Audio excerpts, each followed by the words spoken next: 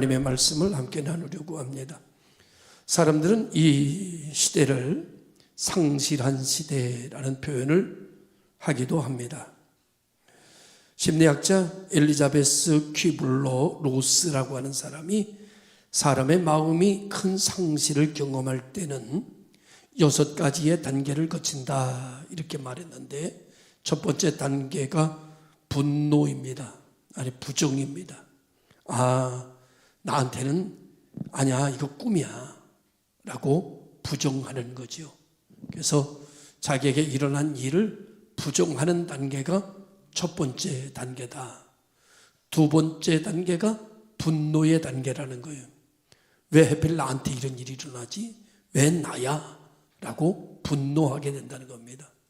세 번째 단계가 타협의 단계래요.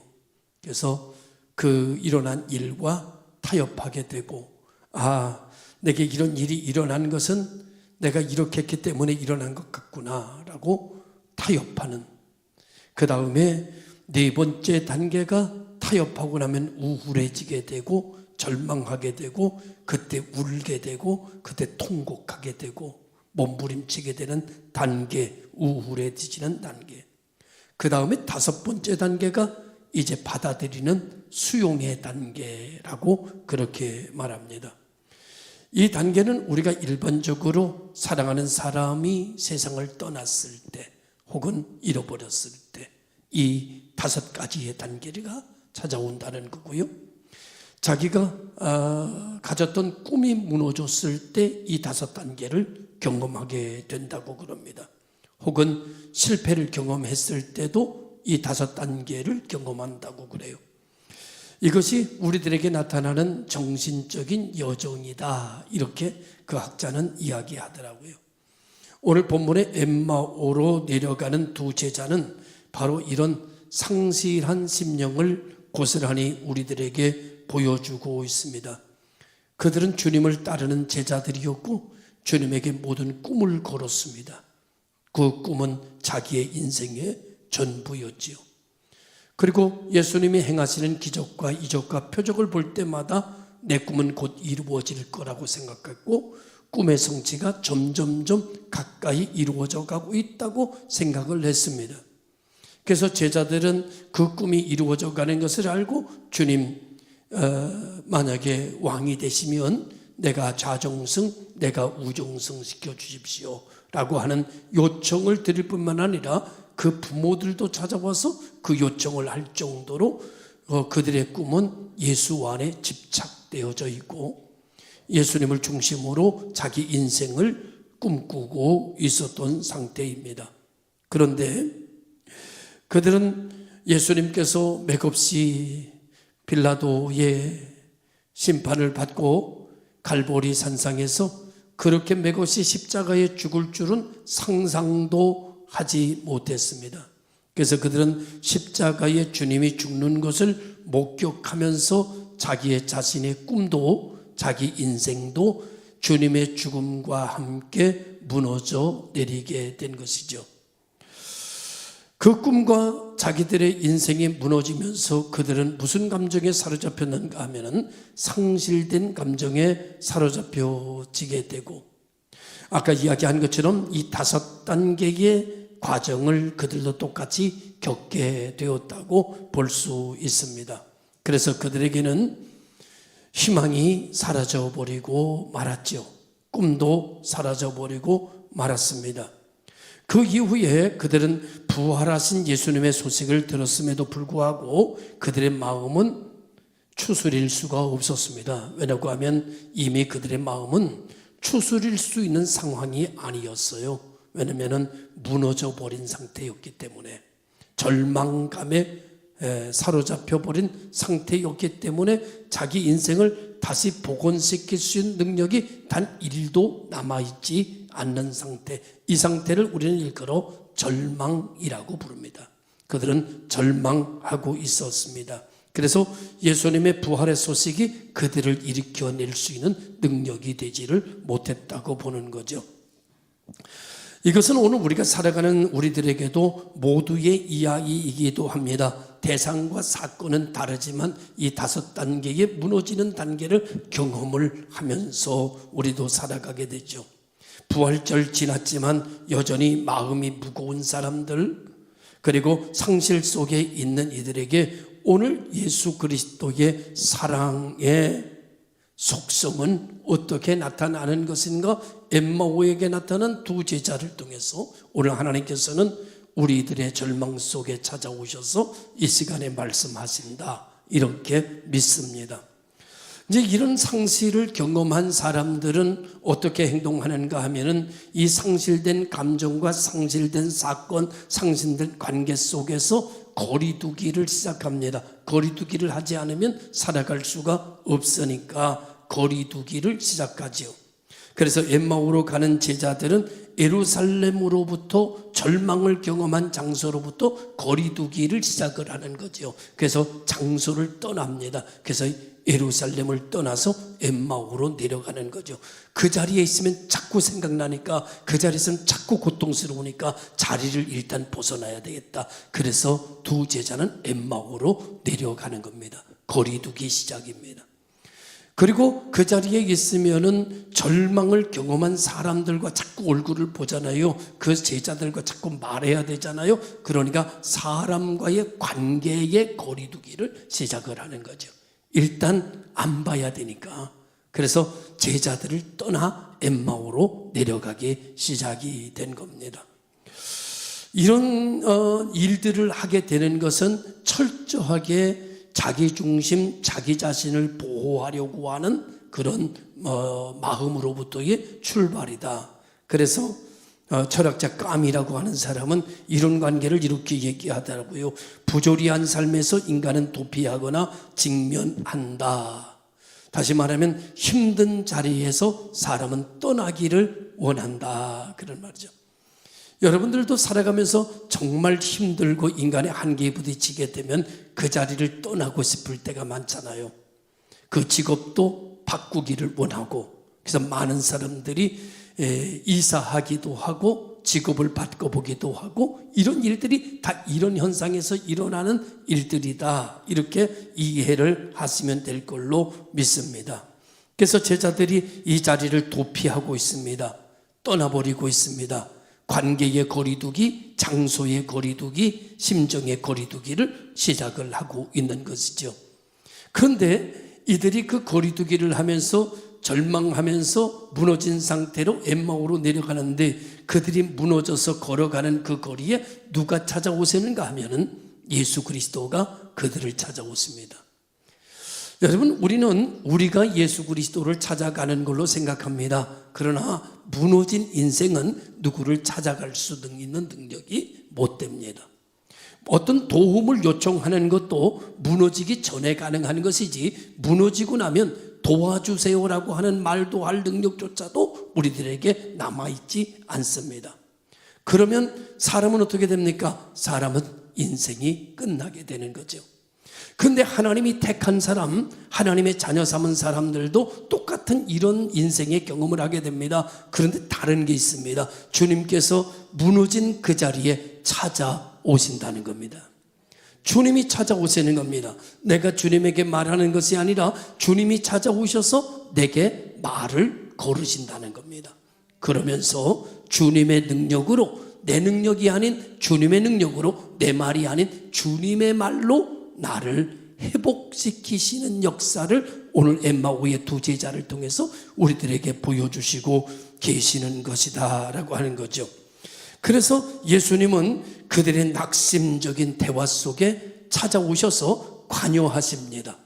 그리고 뿐만 아니라 그들이 낙심한 발걸음에 주님은 찾아오셔서 개입하시고 계시는 모습을 보게 됩니다. 이렇게 말죠. 이렇게 개입하시지요. 너희들이 주고받는 이야기가 무엇이냐, 이렇게 찾아오셔서 그들의 대화 속으로 쑥 들어오신 거예요. 그러니까 이들이 자기들이 무너진 이유에 대해서, 자기들이 낙심하는 이유에 대해서, 자기들이 지금까지 따라갔던 얘기에 대해서 쭉 이야기합니다.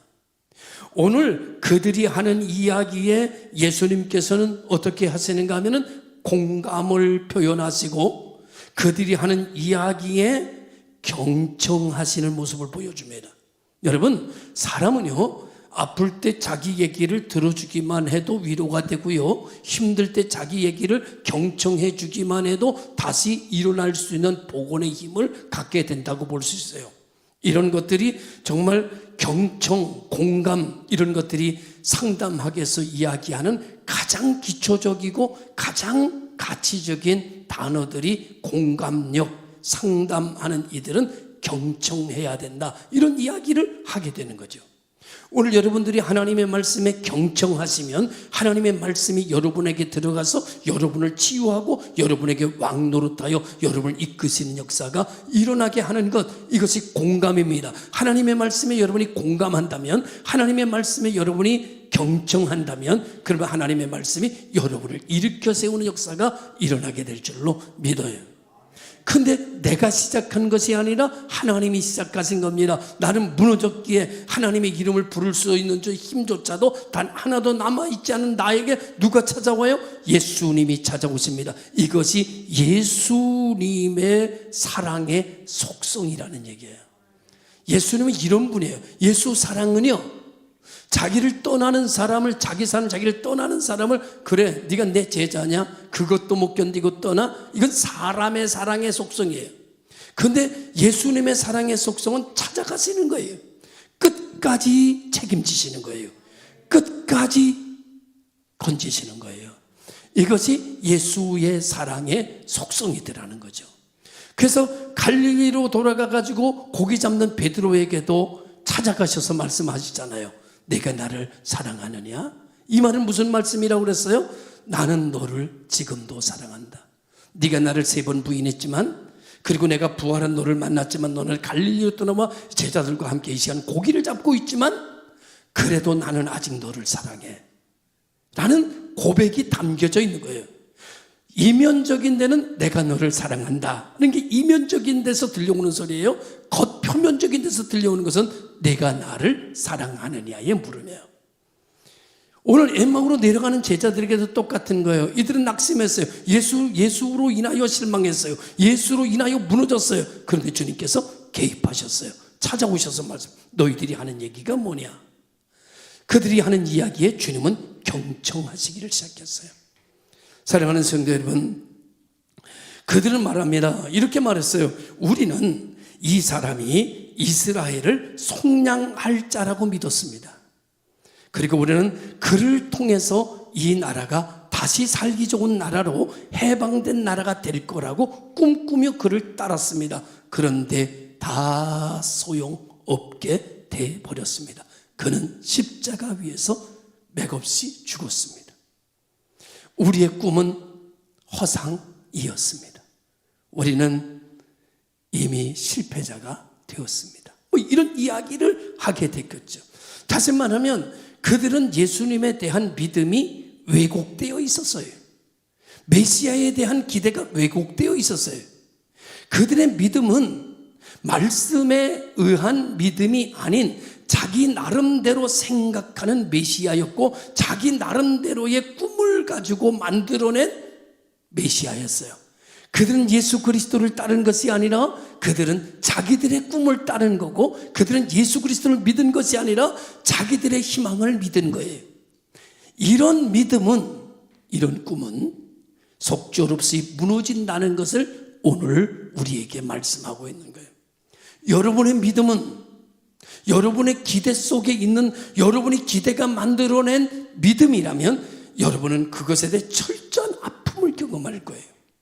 그러나 오늘 우리들의 믿음이 하나님의 말씀에서 이야기하는 말씀 중심적 믿음에다가 여러분이 심겨져 있다고 하면은 여러분은 흔들림 없는 믿음을 갖게 되는 것이고, 어떠한 가운데서도 절망하거나 낙심하지 않는 믿음으로 살아가게 돼서 최후 승리를 얻게 되는 성도들이 될 줄로 믿습니다. 그런데 오늘 여기 엠마오의 두 제자들은 예수를 믿은 게 아니라 자기 꿈을 믿은 거고, 예수를 믿은 게 아니라 자기 기대 심리로 새로운 자기 마음속에 예수를 가지고 예수님을 대했던 것입니다. 자기 뜻대로 되지 않으니 이들은 무너질 수밖에 없었던 거죠. 예수님이 이 땅에 온 것은 그들이 말하는 정치적 메시아가 아니었거든요. 그런데 그들은 예수를 정치적인 메시아로 믿었거든요. 그러니까 두 가지는 충돌했을 때 부서지는 건 누가 부서져요? 사람이 부서지게 된 거죠. 이것이 제자들이 무너지게 된 이유였습니다. 다시 말하면 자기만의 예수였던 것이라 이렇게 말씀을 드릴 수가 있는 거죠. 그래서 인간이 자신이 원하는 방식으로 하나님을 규정하고 따르면 자기가 원하는 대로 되지 않았을 때 그들은 무너질 수밖에 없는 존재가 되는데 이것이 제자들이 믿었던 믿음이었다. 그래서 그들은 예수님이 십자가에 못 박힐 때에 모두 다 3번을 부인하고 모두가 예수님에게 등 돌릴 수밖에 없었던 것은 자신이 원하는 방식의 믿음을 가졌기 때문이다. 그런 말이죠. 그래서 기대가 깨지면 신뢰 자체는 무너지게끔 되어 있습니다. 세 번째로 이런 그들에게 주님께서 찾아오셨고 이런 무너진 그들에게 주님은 무엇으로 그들을 다시 일으켜 세우는가 하면은 하나님의 말씀으로, 예언으로, 오늘 무너진 이들을 말씀으로 다시 세우는 거예요. 예전에는 그들의 자기 기대로 세워졌는데 이제는 말씀으로 그들을 다시 일으켜 세우는 모습을 보게 됩니다. 이제 예수님의 말씀을 통해 그들은 말씀이 이해가 되기를 시작했습니다. 여기서 중요한 것은 머리가 아니라 마음이 뜨거워지기를 시작했다는 거죠. 다시 말하면 말씀을 통해서 제자들에게 변화가 시작됩니다. 무너졌던 자리에서 아무것도 할 수 없는 자리에서 변화가 일어나기를 시작하는 거예요. 변화가 일어난다는 건 뭐예요? 변화가 일어난다는 것은 살아난다는 징조예요. 할렐루야. 오늘 시간 하나님의 말씀을 듣는 가운데 여러분에게 변화가 일어난다. 그건 살아난다는 징조를 갖고 있는 것입니다. 그래서 그들은 뜨거워지는 변화를 일어나게 됐어요. 독일의 신학자 여러분 루돌프 볼트만이라고 하는 사람 아주 유명한 신학자입니다. 그는 이렇게 말했어요. 신앙은 사실의 수용이 아니라 의미의 수용이다. 이런 말했어요. 아무리 여러분 십자가에 예수가 죽은 것이 사실이지만 거기에 대한 의미를 수용하지 못하면 그 죽음의 가치는 사라진다는 거죠. 여러분 요즘에 와서 제가 새벽에나 수요일이나 그런 말씀을 많이 드립니다. 어떤 말을 드리는가 하면 사람은 필요를 따라가는 존재가 돼서는 안 되고 사람은 가치를 쫓아서 살아가는 존재가 되어야 된다. 이 얘기를 하고 있어요. 사람은 필요한 것이 있습니다. 그러나 필요를 쫓으면 사람은 사람답지 못합니다. 욕심이 잉태하여 죄를 낳고 죄가 장성하여 사망을 낳는 길이 필요를 쫓는 사람들의 마지막의 목적이에요. 그런데 가치를 쫓아가는 사람들은요, 이게 사명이고 가치를 쫓는 사람은 인간이 인간답게 살아갈 수 있는 길이 가치를 따라가는 길이에요. 그럼 주님께서 뭐라고 말씀하시니까 마태복음 6장 33절에 너희는 먼저 그의 나라와 의를 구하라. 이건 가치예요. 이 모든 것을 너에게 더하죠. 이건 필요예요. 가치를 따라가는 사람은 필요한 것은 하나님이 채우신다는 거예요. 오늘 신앙은 뭔지 아십니까? 필요가 아니라 가치입니다. 오늘 우리 모든 성도들이 가치 중심적 신앙을 가지고 살아갈 때에 필요 요건 자체가 하나님으로부터 채워지는 역사가 일어나게 되는 것이죠. 이것을 오늘 루돌프 볼트만이라고 하는 사람은 뭐라고 말하는가 하면은 여러분 사실이 중요한 것이 아니라 의미가 중요한 것이다. 이렇게 정리를 해놓은 것입니다. 이것을 여러분 우리가 보게 되는 거죠.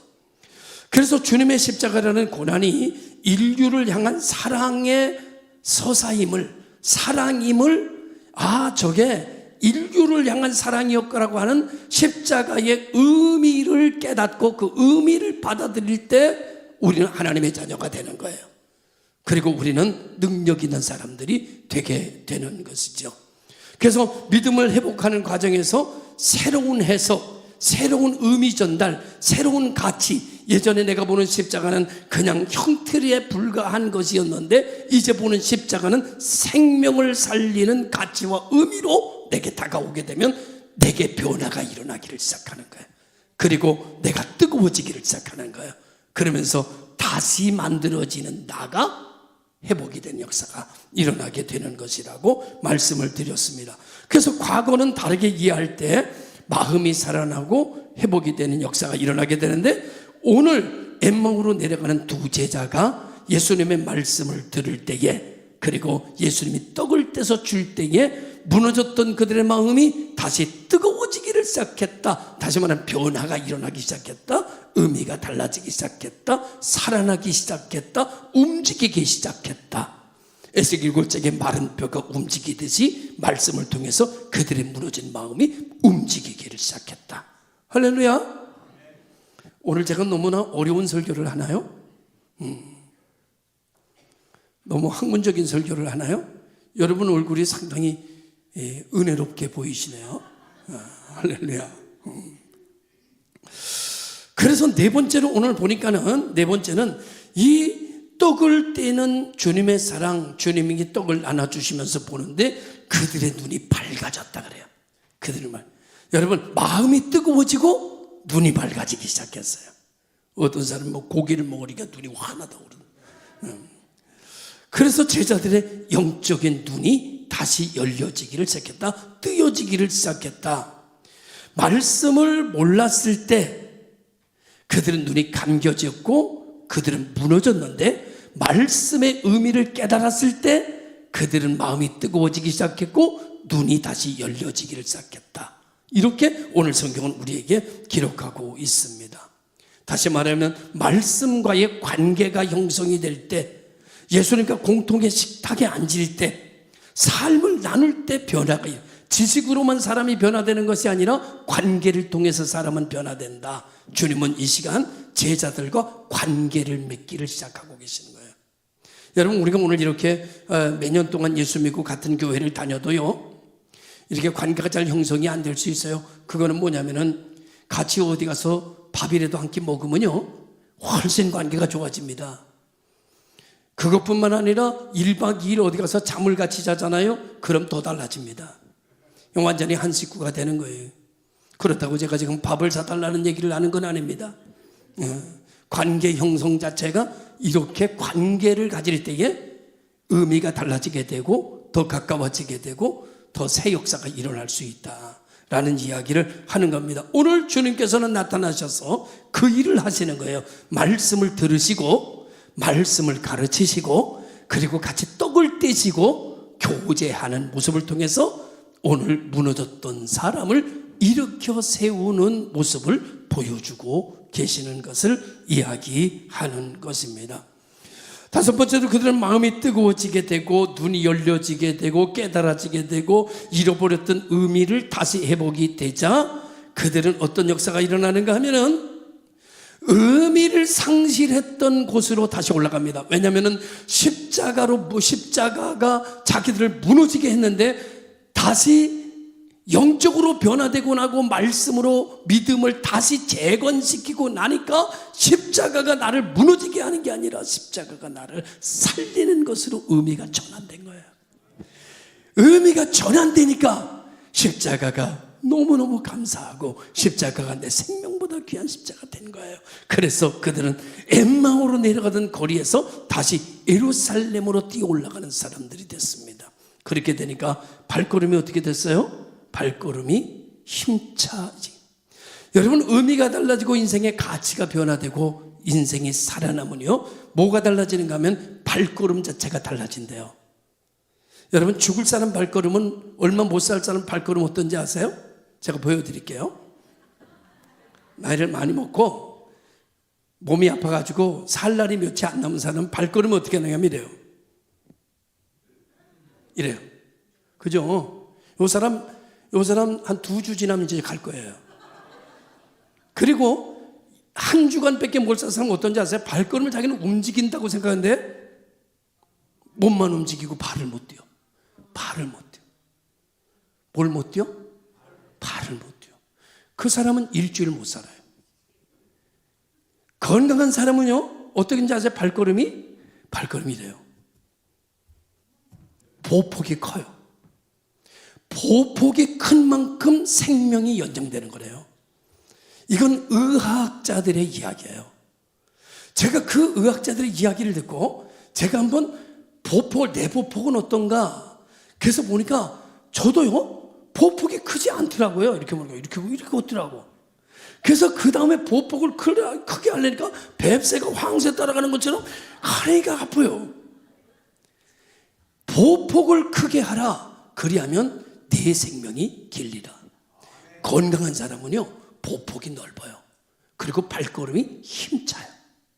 그런데 얼마 못 살 사람들은 보폭이 자꾸 줄어들어요. 그리고 보폭이 나중에는 더 줄어들어요. 보폭이 주는 것만큼 여러분의 생명이 단축된다고 보면 돼요. 진짜 여러분, 진짜 많이 아픈 사람은요, 이렇게 걷는다니까? 안 가.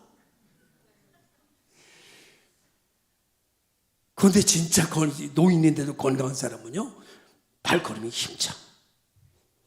그래서 여러분, 제일 힘찬 사람이 누군지 아세요? 군인 어때요? 군인 앞으로 가! 이렇게 걸어요. 군인들은 그렇게 걸어요.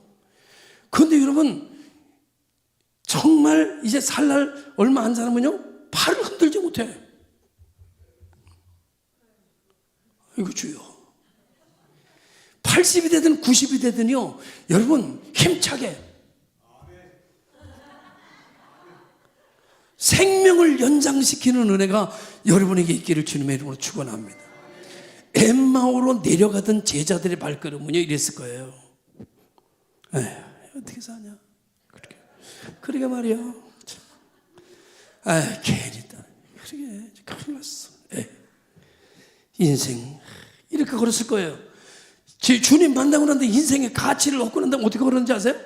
야, 빨리 가자, 빨리 이렇게 걸었을 거라고. 그들의 생명이 연장되는 시간이고, 그들의 생명이 늘어나는 시간이고, 그들의 은혜가 임하는 역사가 일어나게 된 거예요. 믿습니까? 오늘 우리 모든 성도들의 발걸음이 경쾌하고 빨라지고, 어떻게 그렇게 되니까 예수 만나면, 의미가 달라지면, 가치가 새로워지면, 그리고 나를 무너뜨렸던 그 모든 것이 다시 나를 세우는 것이었다는 걸 깨달아졌을 때, 하나님의 은혜인 것을 회복했을 때 새 역사가 일어나게 되는 줄로 믿으시기를 주의 이름으로 축원합니다. 그래서 그들은 예루살렘으로 돌아갔습니다. 지금도 우리 주님은 우리가 한숨 짓는 곳에 찾아오시고 내가 낙심하는 곳에 개입하셔서 이렇게 말씀하십니다. 내가 이렇게 힘들어하는 이유가 뭐야? 내게 말해줄 수 있겠니? 네가 이렇게 번민하는 이유에 대해서 내게 말 좀 해달라. 주님이 내 번민 속에 개입하시고 내 슬픔 속에 개입하시고 내 아픔 속에 개입하실 때 여러분 주님에게 툴툴툴툴툴툴 이야기하시기 바랍니다. 저는 요즘 이렇게 말하죠. 너 왜 이렇게 힘들어해? 네, 나 목이 아파요. 마음껏 소리질러 찬송하고 설교하고 싶은데 목소리가 나오질 않아요. 병원에 갔는데 이상이 없대요. 그런데 나는 아파요. 침 삼킬 때 아프고 호흡할 때 아프고 물 삼킬 때 아파요. 어떻게 하면 좋을지 모르겠어요. 들리는 얘기에는 세상에 무서운 후두암도 있다고 그러는데 그러진 않을 줄로 믿지만은 걱정이 되기도 해요. 다음에는 병원에 가가지고 MRI를 결국은 찍어봐야 될 것 같아요. 이렇게 얘기하는 거예요. 그냥 툴툴 얘기하는 거예요. 이렇게 이야기하다 보면 여러분 하나님을 대상으로 내게 찾아오신 예수님에게 이야기하다 보면 내 사정을 이야기하다 보면 마음속에 떠올라오는 말씀이 있어요. 그게 나를 치유합니다. 그게 나를 살립니다. 그 말씀이 나를 다시 가치를 부여합니다. 그 말씀이 나를 희망찬 사람으로 다시 바꿔내게 됩니다. 그리고 그러게요. 이러던 내가 아멘, 아멘, 할렐루야, 아멘, 믿습니다. 이렇게 됩니다. 그러면 여러분 어떻게 되느냐? 예루살렘으로 뛰어 올라가는 사람이 되는 거예요. 할렐루야. 우리는 지금 나를 찾아오시는 내 슬픔 속에 관용하시고 개입하시는 분이 예수 그리스도의 사랑의 속성이라는 거예요. 그러니까 이렇게 말합니다. 그 길에 주님은 찾아오십니다. 그 길에서 말씀하십니다. 그 말씀 안에서 우리는 뜨거워집니다. 그 뜨거움 안에서 우리는 상실된 것이 사라지게 되고 다시 희망을 되찾습니다. 그 말씀 속에 우리는 회복되고 치유되고 다시 새 힘을 얻습니다. 이것이 예수님이 나를 찾아오시는 이유이고 예수님의 사랑의 속성입니다. 사람의 사랑의 속성은 같이 있다가 의리 지키지 않고 떠나면 나쁜 놈 끝이지만은 주님은 끝까지 책임지십니다. 갈릴리 바다로 시몬을 찾아가셔서 끝까지 회복시켜 내는 것처럼 엠마오의 제자들에게도 회복시키셨던 것처럼 오늘 우리가 한숨 질 때도 찾아오셔서 우리를 다시 일으키시는 역사, 이것이 예수의 사랑의 속성입니다. 기도하겠습니다.